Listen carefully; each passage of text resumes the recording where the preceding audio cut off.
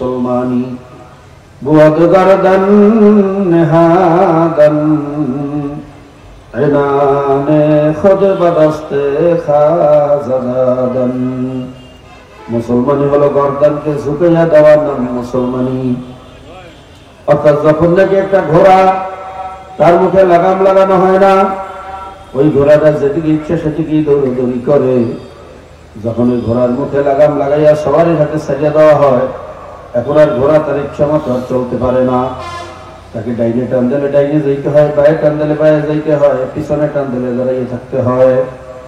ঠিক তদ্রূপ আপনার আমার বুদ্ধির মুখে শক্তির মুখে কালেমার লাগাম লাগাইয়া আল্লাহ এবং আল্লাহর রাসূল হাতে ছাড়িয়ে দেওয়ার নাম হইল মুসলমানি। জোরে বলেন সুবহানাল্লাহ। আলহামদুলিল্লাহ ওয়া সালামুন আলা ইবাদিল্লাযিনা ইসতাফা আম্মা বা'দ। أعوذ بالله من الشيطان الرجيم. بسم الله الرحمن الرحيم. يا أيها الذين آمنوا صلوا عليه وسلموا تسليما. اللهم صل على سيدنا مولانا محمد صلى الله عليه وعلى آله وأصحابه وبارك وسلم. শুনেন, একবার দুরূদ শরীফ পড়লে 10টা গুনাহ নেকি মাফ হয়ে যায়, 10টা রহমত নাযিল হয়। সুবহানাল্লাহ। শুধু তাই না, দুরূদ পাঠকারীদের উপরে কমপক্ষে 70 জন করে ফেরেশতা নিয়োগ হয়। যারা দুরূদ পাঠ করে ফেরেশতারা তাদের জন্য দোয়া করে। যখনই দুরূদ শরীফ পড়বো ধ্যান ও খেয়ালের সাথে পড়বো, মুহাব্বতের সাথে পড়বো। ঠিক আছে ইনশাআল্লাহ? সবাই একটু মুহাব্বতের সাথে দুরূদ শরীফ করেন। আল্লাহুম্মা সাল্লি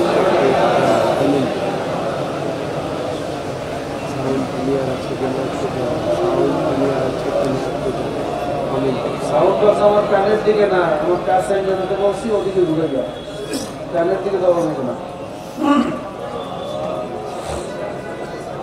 اللهم صل على سيدنا ونبينا وشفيعنا وحبيبنا ومولانا محمد صلى الله عليه وعلى آله وأصحابه وبارك وسلم. محمد حامد حمد خدا بس.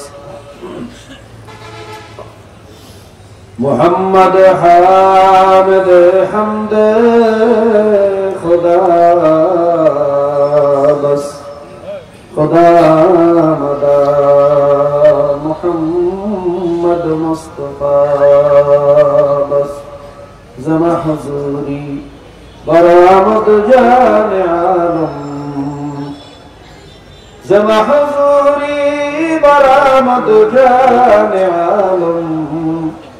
ترحم يا نبي الله ترحم آخر رحمة للعالمين. آخر رحمة للعالمين.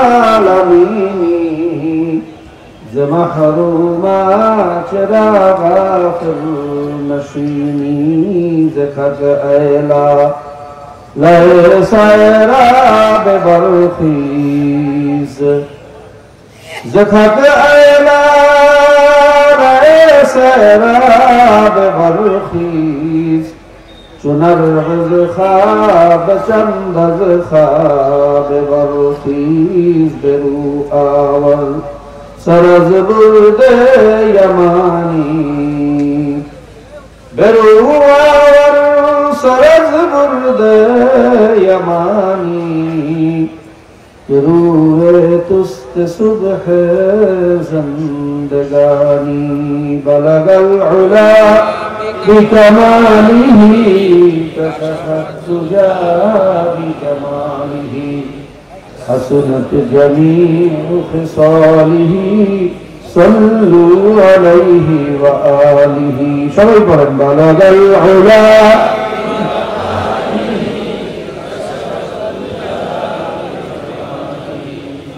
حسنت جميع خصاله صلوا عليه وآله جو تیرے رحمت کا منکر ہو او میرا دل نہیں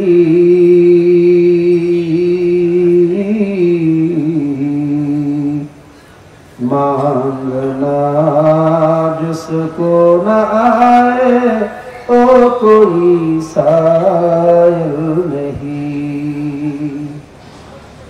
اے کرم پر کرم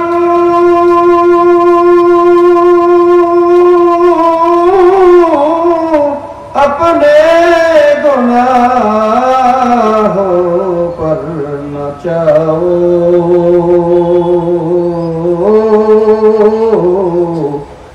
رحم کی قابل ہوں میں انصاف کی قابل نہیں رحم کی قابل ہوں میں انصاف کی قابل نہیں بلغ العلا بکمالہ کشف الدجى بجماله حسنت جميع خصاله صلوا عليه وآله تو محبت سے قرآن والا العلا بكماله كشف الدجى بجماله حسنت جميع خصاله صلوا عليه وآله أعوذ بالله من الشيطان الرجيم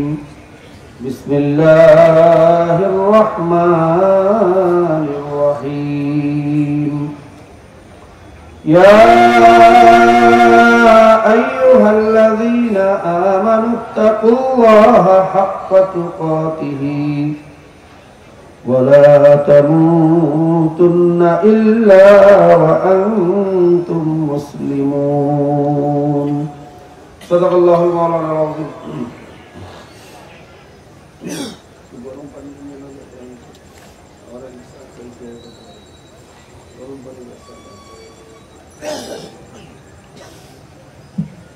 মোহতারাম মুআজ্জাজ সদর ইজলাস সম্মানিত সভাপতি ওয়াজিবুল ইহতিরাম হযরত উলামায়ে কেরাম জাকিরিন শাকিরিন বেগুনা তালিবে ইলম কোরআনের হাফেজ কৃষক শ্রমিক ভ্যানওয়ালা ঠেলাওয়ালা রিকশাওয়ালা জেলে কামার কুমার তাঁতি ঋষি মুসি মজদুর সহ সৃষ্টির শ্রেষ্ঠ জীব আশরাফুল মখলুকাত যেই ধর্মের হোক যেই বর্ণের হোক যেই বংশের হোক যেই রঙের হোক যে মানুষ সেই সম্মানিত আল্লাহ পাক এই মানুষকে বড় সম্মানিত করে বানাইছে কথা ঠিক না কিন্তু এই মানুষই আবার সবচেয়ে নিকৃষ্ট অন্য আয়াতে আল্লাহ বলেন উলাইকা কাল আনআমি বাল হুম আদাল কিছু মানুষ আছে চতুষ্পদ জানোয়ারের চেয়ে খারাপ আরেক আয়াতে আল্লাহ বলেন উলাইকা হুম শাররুল বারিয়া কিছু মানুষ আছে চতুষ্পদ জানোয়ারের মধ্যে যেগুলো নিকৃষ্ট অর্থাৎ কুত্তা শিয়াল শুয়োরের চোখা কি আছে না এরা কারা আমি মনে করি যারা শুধু সারাদিন একটাই চিন্তা করে কেমনে খাবো কেমনে বাঁচবো আর কোনো চিন্তা নেই কোনো হারাম হালালের তমিজ নেই যা পায় তাই খায় এমনকি দেশের টাকা চুরি করে বিদেশে পাঠায় আছে না মিথ্যা মামলা দিয়ে এক ভাই আরেক ভাইকে হয়রানি করে এই 5 তারিখের পরে আপনারা জানেন হাজার হাজার নিরীহ মানুষকে আসামি দিয়া মামলা করা হয়েছে আবার এই আসামিরা যখন দিক দিশা না পায় হয়রানির শিকার পুলিশের লড়াই মামলা যেহেতু হয়েছে পুলিশ অ্যারেস্ট করার জন্য করবে সেখান থেকে বাঁচার জন্য আবার যখন টাকা দেয় মামলা থেকে নাম কাটিয়ে দেয় আমি মনে করি এই মানুষগুলোই হলো গরু ছাগলের চেয়ে খারাপ এই হারামখোর বদমাইশ ভাইরা এরকম একদল মানুষ সমাজে আছে না নাই? জোরে কন। সারাদিন শুধু খাওয়া বাসা নিয়ে চিন্তা করলাম, আর কোনো চিন্তা নাই। একটা গরু সকাল থেকে সন্ধ্যা পর্যন্ত একটাই চিন্তা করে, খালি কেমনে খাবো কেমনে করবো। হারাম হালালের চিন্তা গরু, জোরে কম। গরু কে বাইরে কোথা থেকে আসছে, কে বানাইছে, এই চিন্তা গরু, জোরে কম গরু। তা আমি মনে করি যেই মানুষটাও হারাম হালালের কোনো তমিজ নেই, শুধু খাওয়া বাসা নিয়ে চিন্তা করো, কেমনে খাবো কেমনে বাঁচবো, আর খালি কেমনে ক্ষমতায় যাবো, আর কোনো কথা নেই, খালি ক্ষমতা ক্ষমতা ক্ষমতা ক্ষমতা।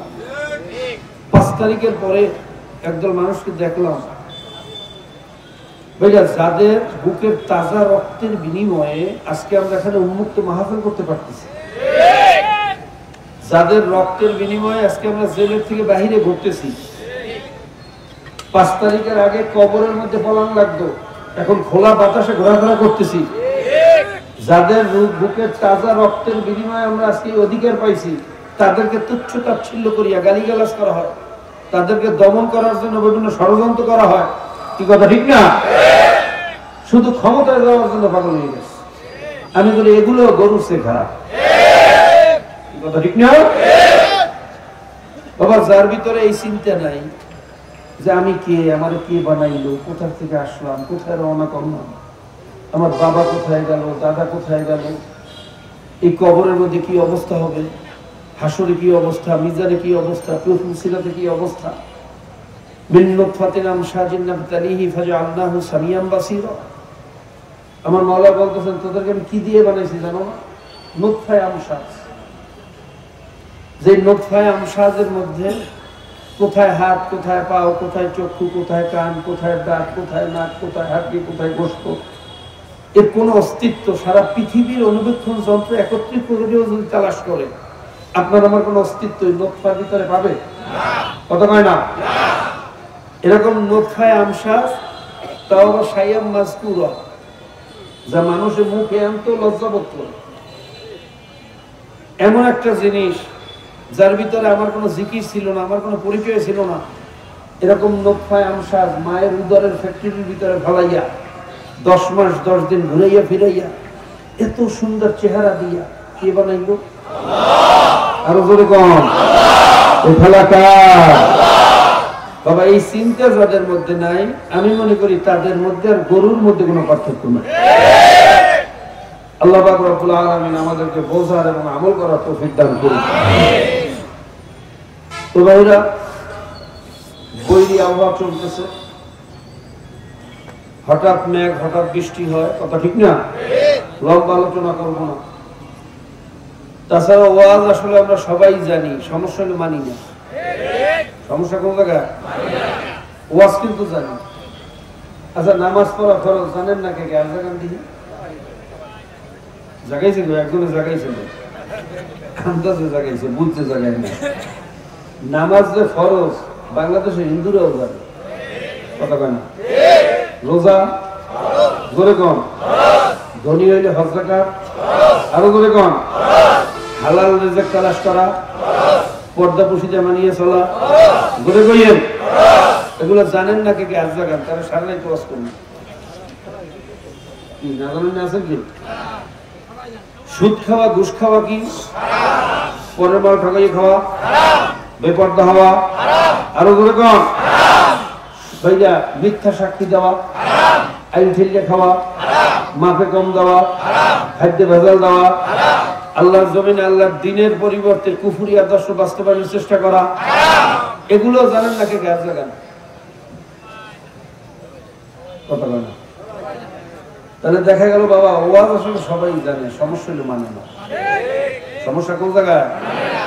আর আসল কামিয়াবি হলো মানার মধ্যে, জানার মধ্যে কোনো কামিয়াবি নাই। যদি জানলি কামিয়াব হওয়া যাইত, খুব ভালো করে বোঝার চেষ্টা করো, জানলি যদি কামিয়াব হওয়া যাইত। ভাইরা, ইবলিস কি কম জানতো না বেশি জানতো? আপনার আমার চেয়ে বেশি না, সমস্ত আলেমদের চেয়েও বেশি। শুধু আলেম না, পৃথিবীর সমস্ত আলেমের এলেম একত্রিত করলে ইবলিসের এলেমের তুলনায় সরিষার দ্বারা পরিমাণ হবে না। আসমানি যত কিতাব, যত সহিবা, যত মাসায়েব, যত নবী রাসূলদের উপরে শরীয়ত আসছে, কিতাব আসছে, এই সব এলেম আল্লাহ ইবলিসকে দান করেছিলেন। সুবহানাল্লাহ কইবেন না? এলেমের কারণে তাকে মুআল্লিমুল মালায়েকা খেতাব দেওয়া হয়েছিল, ফেরেশতাদের ওস্তাদ। আচ্ছা বলেন তো, এত বড় জাননেওয়ালা পৃথিবীতে এখন কেউ আছে? ভবিষ্যতে কেউ আসবে? এত বড় জাননেওয়ালা হওয়ার পর ইবলিস কি কামিয়াব হয়েছে না ধ্বংস হয়েছে? কারণটা কি? জোরে কম। তাহলে বোঝা গেল আসল কামিয়াবি জানার মধ্যে না, আসল কামিয়াবি কিসের মধ্যে?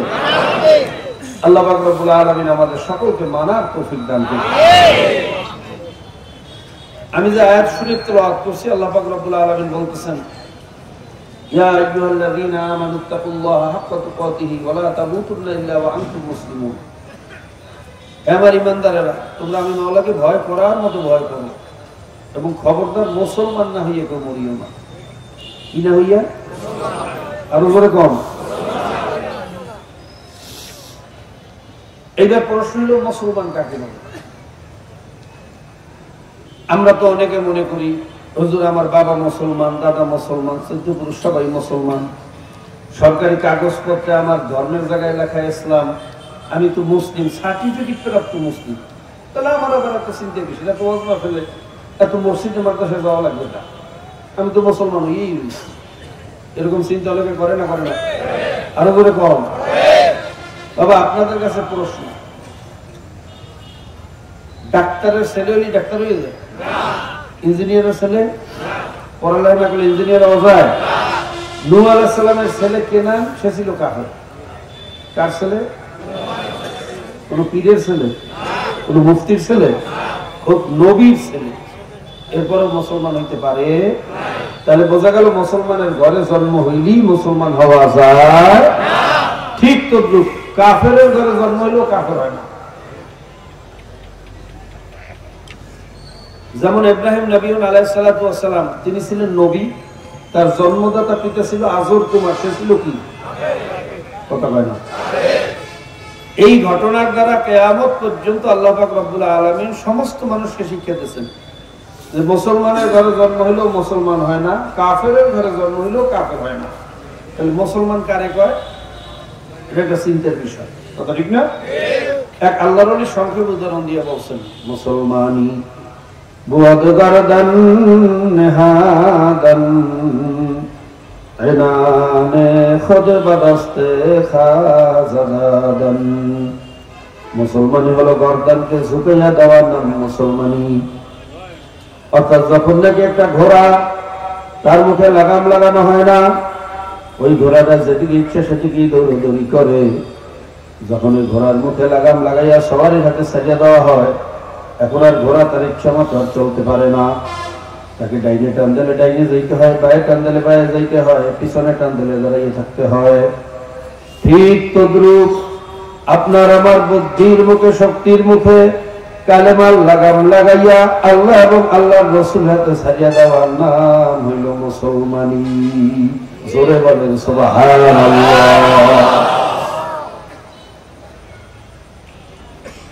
কালেমার লাগাম গলায় লাগাইতে হইবে। কিসের লাগাম? না গণতন্ত্রের লাগাম, সমাজতন্ত্রের লাগাম, ধর্মনিরপেক্ষতাবাদের লাগাম, সেকুলারের লাগাম, কালেমার লাগাম। লাগামের নাম কি?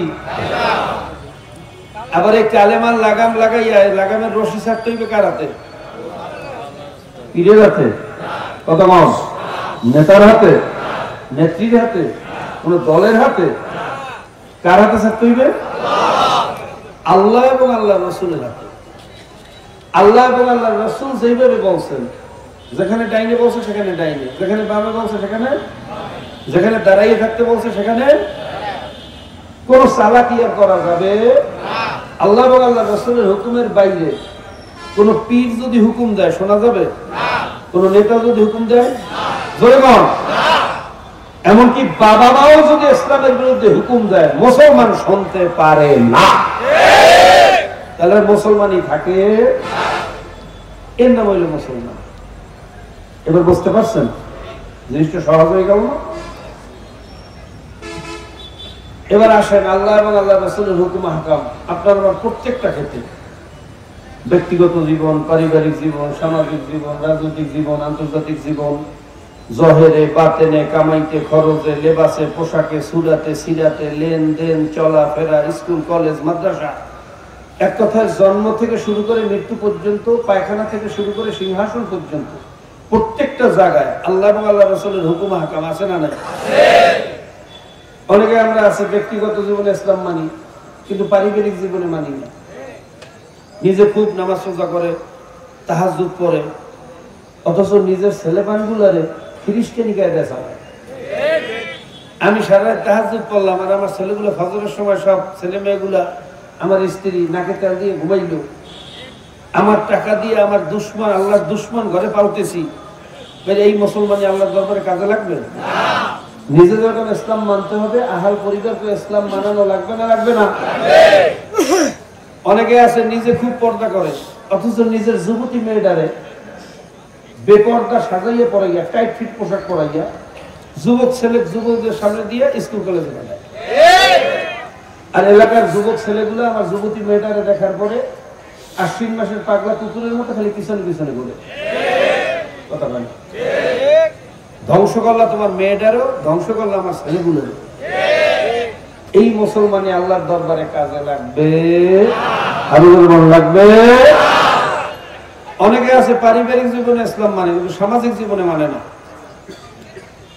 যেমন বিয়ে শুরু আসছে, অনুষ্ঠান আসছে, বর্তমান ডিজিটাল যুগ, এই যুগে যদি ঢোল তবলা না বাজায়, ড্রাম সেট শোনাইয়া ভাইরা এমন স্পিকার আর ড্রাম সেট বাইরেছে, ঢোলের বাড়ির সুদে মাটি দেও কা নামাজ পর্যন্ত পড়া যায় না।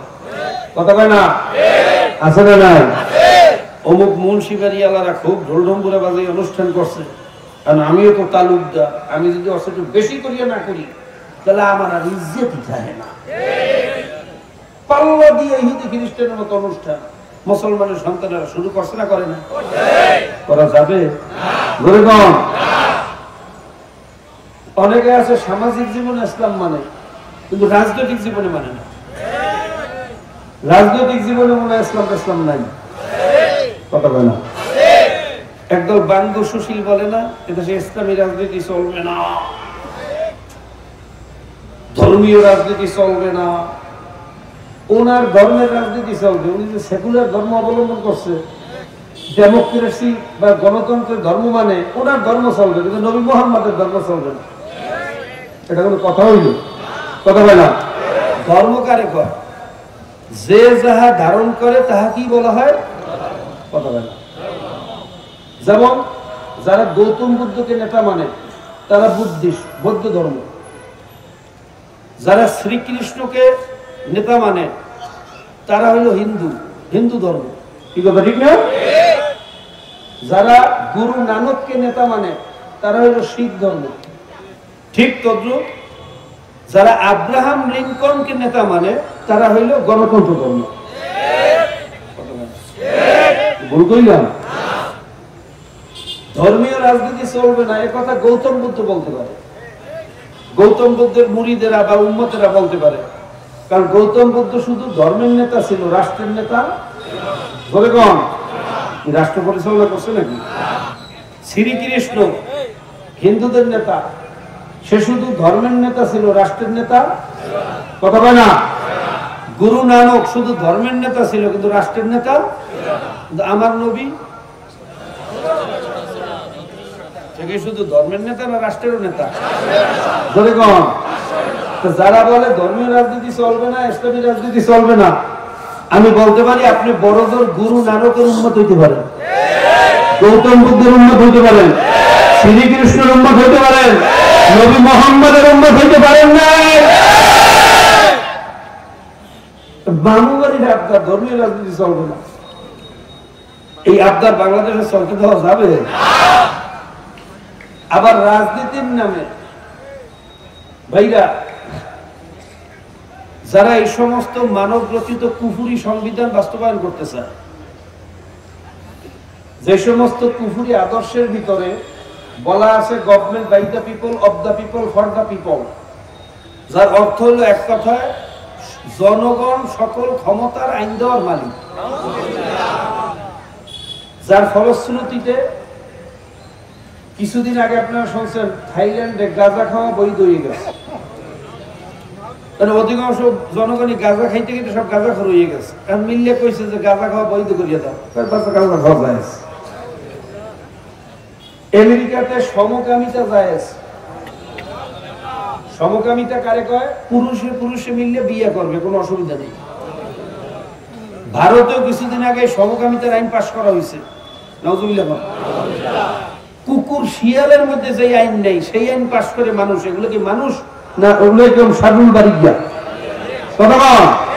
আমি মনে করি এগুলো কুত্তা শিয়াল শুয়োরের চেয়েও খারাপ। মদ খাওয়া বৈধ।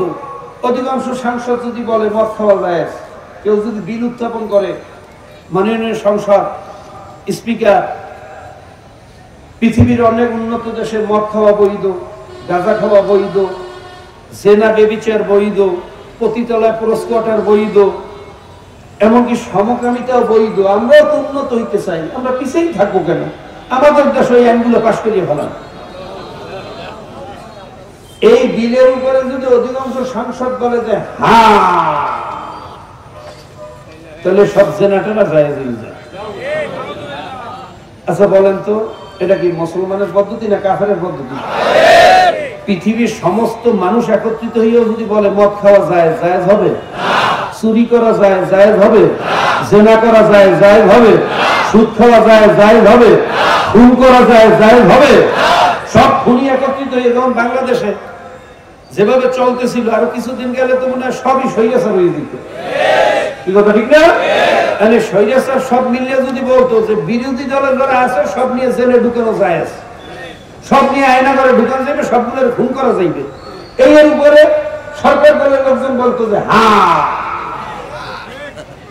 জায়েজ, জায়েজ হবে। এইটাই হলো গণতন্ত্র। কথা বলে না। এটা কি গণতন্ত্র না প্রজাতন্ত্র? জোরে কম।